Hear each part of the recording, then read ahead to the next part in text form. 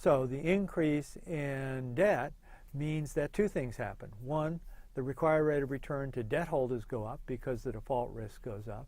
And also the required rate of return to equity holders go up because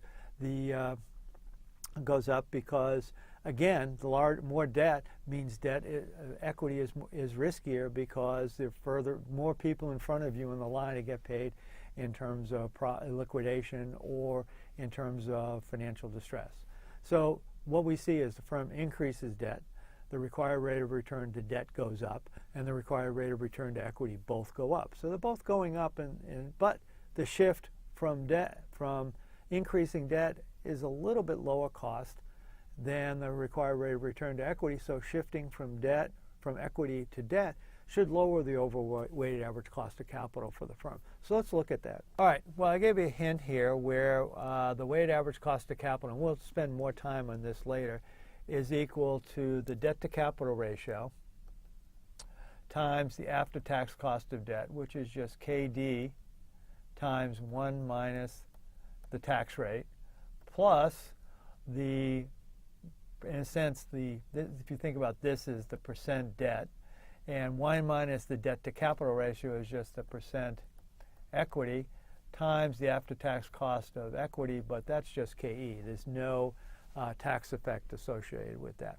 So if the debt to capital ratio, the weighted average cost of capital, okay, with a debt to capital ratio of 0.5 is just 6.18% times 1 minus the tax rate, which is, this is the 4.016%, the after-tax cost of debt, times the debt to capital ratio, which is 0.5, plus the required rate of return to equity, which is 11.6%, times the equity to capital ratio, which is just 0.5.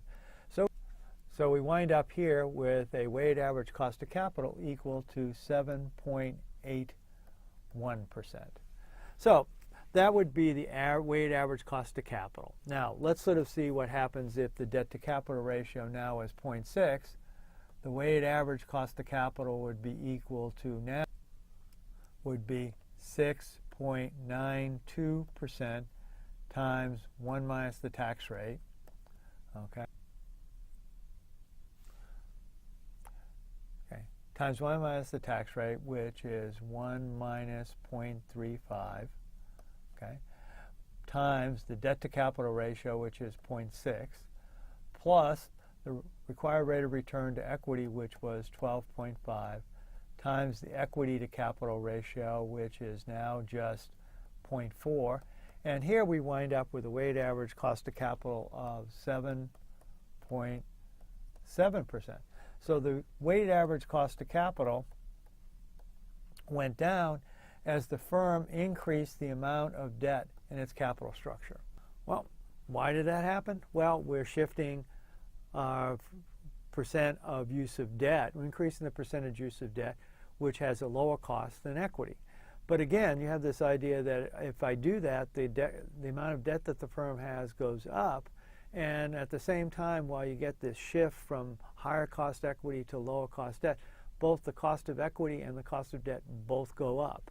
All right, but that can only happen so much, because after a while, what happens is you're really increasing the financial risk of the firm, and what we've done here really doesn't reflect that.